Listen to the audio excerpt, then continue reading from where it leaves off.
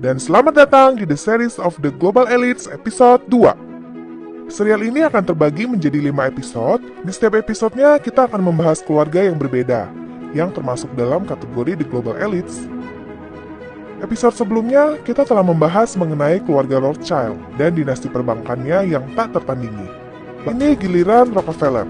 Kita akan membahas bagaimana John D. Rockefeller mengubah 50 US dollar menjadi miliaran dolar.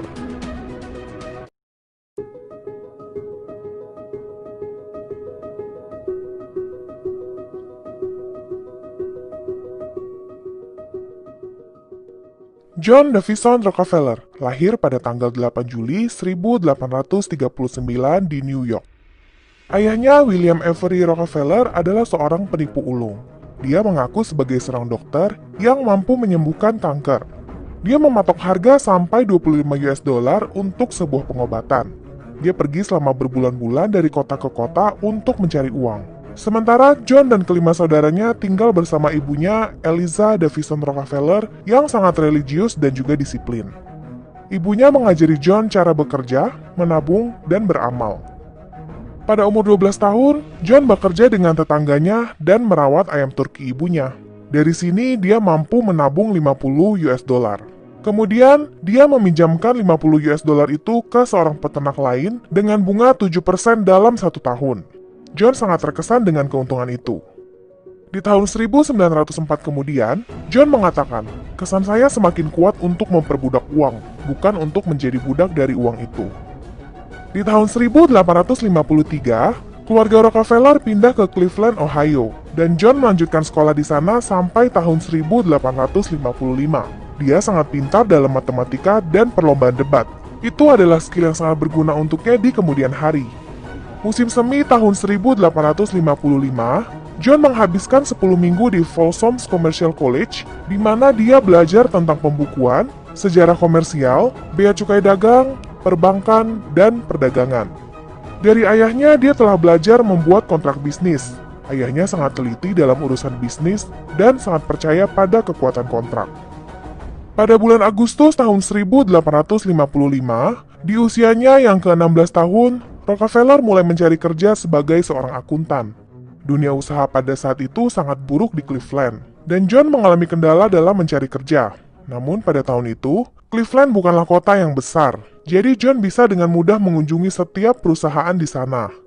Sampai akhirnya pada tanggal 26 September dia diterima sebagai asisten pembukuan di Hewitt & Tuttle yang bergerak di bidang perdagangan dan pengiriman. Bosnya sangat terkesan dengan keseriusan dan ketekunannya. Dia sangat jujur dalam bekerja, tidak pernah membuat laporan palsu. Kepribadian yang menyenangkan, gigih, dan juga sabar membuat dia disenangi di tempat kerjanya.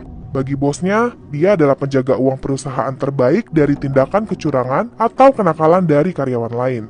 Meskipun begitu, dia tidak mendapatkan bayaran yang setimpal. Tapi, berapapun yang dia dapatkan, dia selalu menyumbang ke gereja dan badan amal setempat. Pada tahun 1858, John dipercaya dengan tanggung jawab yang lebih besar. Dia mengatur transaksi transportasi yang rumit dan pengiriman barang dengan kereta api, kanal, dan perahu danau. Di sini dia mulai terlibat dalam usaha perdagangan dengan modal sendiri. Secara naluriah, John sangat berhati-hati dalam melakukan kegiatan bisnis. Dia menghitung segala kemungkinan dan memastikan itu akan berhasil. Dia akan menerima semua tawaran bisnis tanpa ragu-ragu jika dia yakin itu akan berhasil. Kombinasi kehati-hatian, ketelitian, dan ketetapan hati ini membuat namanya diperhatikan dan dihormati oleh komunitas bisnis di Cleveland. Pada tanggal 1 Maret tahun 1859, John D. Rockefeller terjun ke dunia bisnis. Dia membangun kerjasama dengan tetangganya, Maurice Clark. Masing-masing menanam modal sebesar 2.000 US dollar dan membentuk perusahaan Clark & Rockefeller yang bergerak dalam bidang perdagangan seperti biji-bijian, gandum, daging, dan barang kebutuhan lainnya. Di tahun pertamanya, mereka meraup 450.000 US dollar. Meski perdagangan sangat kompetitif, perusahaan Clark dan Rockefeller berhasil, sebagian besar berkat kemampuan bisnis alami Rockefeller. Pada tahun 1861, terjadi perang sipil di Amerika Serikat, dan bisnis mereka berkembang pesat. John membayar seseorang seharga 300 US dollar untuk menggantikannya terjun ke medan perang, sehingga John tetap sehat untuk menjalankan bisnis selama perang itu berlangsung. Harga gandum mengalami kenaikan yang cukup banyak, begitu juga dengan keuntungan mereka. Kebanyakan dari penjualan mereka dilakukan berdasarkan komisi, jadi Clark dan Rockefeller tidak memiliki resiko dalam fluktuasi harga. Gaya Rockefeller penuh perhitungan dan akurat. Dia bukanlah tipe seorang pengadu nasib. Dia menghindari spekulasi dan menolak untuk membuat uang muka atau pinjaman. Pada awal tahun 1860-an, Rockefeller menyadari bahwa masa depan bisnis pedagang komisi di Cleveland akan terbatas. Dia yakin kereta api akan menjadi sarana untuk mempermudah pengiriman komoditas pertanian, sehingga ini akan merugikan pihak reseller seperti mereka. Kemudian Rockefeller melihat peluang bisnis pada pengumpulan dan pengiriman bahan industri mentah, bukan komoditas pertanian lagi. Cleveland terletak di tengah antara pesisir timur dan Chicago, dan dapat diakses oleh transportasi darat dan air. Dan pada tahun 1863, dia melihat sebuah peluang baru, yaitu minyak.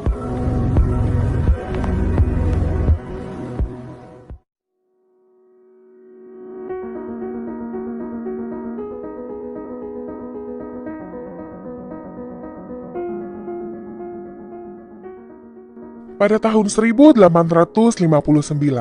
teknologi pengeboran sumur di Amerika Serikat sudah sangat maju.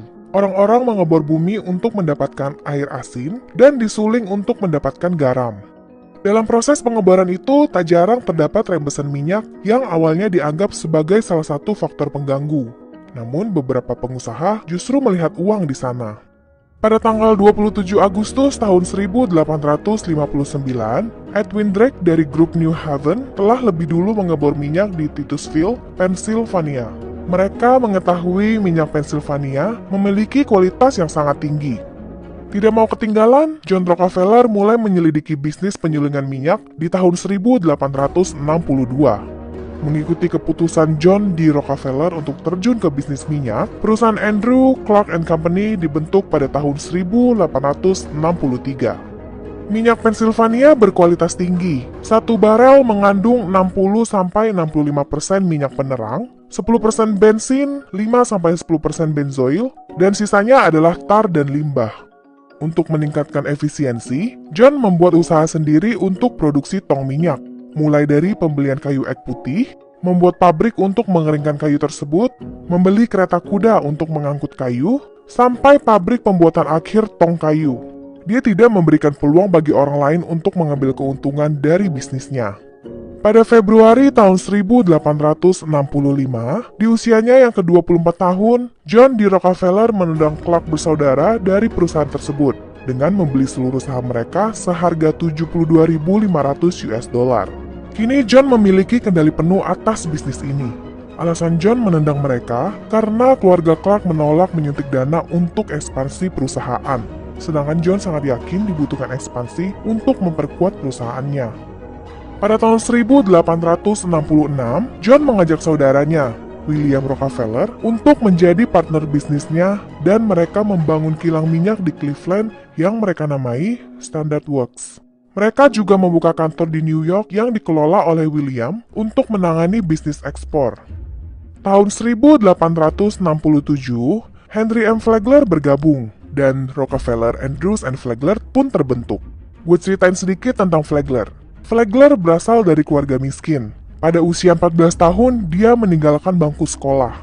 Tidak mau menjadi beban bagi keluarganya, Flagler pergi ke Ohio untuk mencari rejeki. Lumayan sukses saat berdagang gandum. Rockefeller mengambil gandum darinya untuk dijual kembali. Flagler terjun ke bisnis pengeboran garam, tapi dia bangkrut di tahun 1865. Dan di tahun yang sama pula, dia bangkit lagi lewat bisnis pembuatan barrel minyak dan kantornya berada di gedung yang sama dengan kantor Rockefeller. Mereka berdua memiliki banyak kesamaan, yaitu ambisius, cerdik, dan memiliki niat untuk melakukan ekspansi. Paman dari istri Flagler yang bernama Stephen Vanderburg Harkness, dia secara rahasia menginvest ke perusahaan Rockefeller ini. Berkat investasinya inilah, perusahaan Rockefeller mampu melakukan ekspansi bisnis ke tingkat yang lebih tinggi. Pada tahun 1868, Rockefeller, Andrews, dan Flagler menjadi perusahaan penyulingan minyak terbesar di dunia.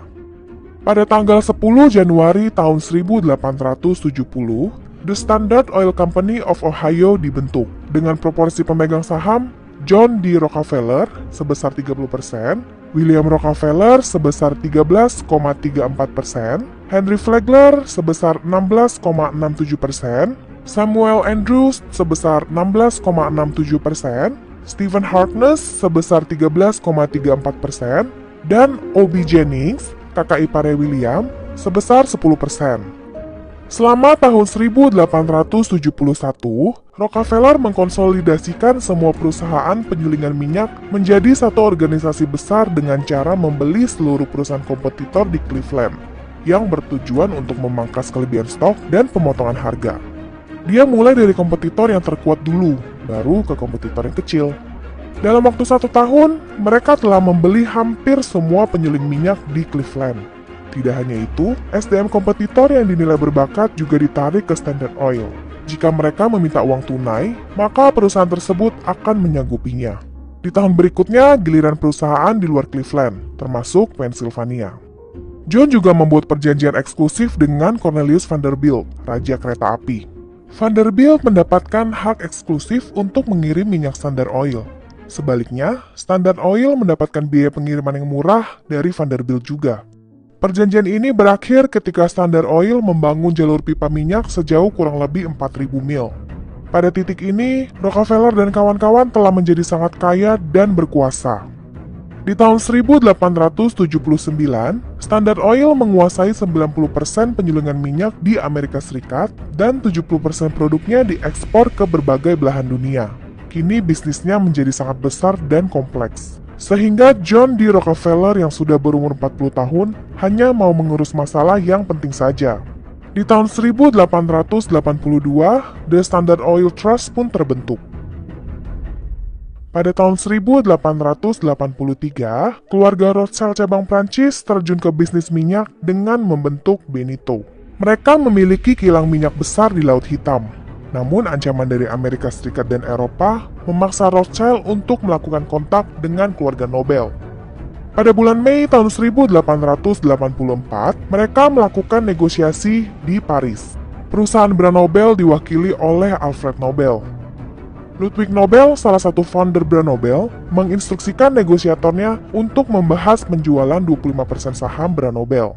Tetapi keluarga Rothschild memberikan 2 pilihan, yaitu mereka ingin memiliki mayoritas saham brand Nobel atau tidak ada deal sama sekali. Brand Nobel memilih pilihan kedua. Brand Nobel menguasai seluruh pasar minyak di Eropa termasuk Rusia, kecuali Prancis yang dikuasai oleh Rothschild. Untuk bersaing di Eropa, Standard Oil secara tiba-tiba menurunkan harganya. Ini memungkinkan karena Rockefeller menguasai 90% dari ekspor Amerika. Trik ini diterapkan berulang di kemudian hari. Karena harganya lebih murah, Standard Oil mendominasi pasar minyak di dunia kecuali Rusia. Pada tahun-tahun berikutnya, brand Nobel berhasil mengambil kembali sepertiga pasar di Inggris. Ini dilakukan bersama-sama dengan keluarga Rothschild.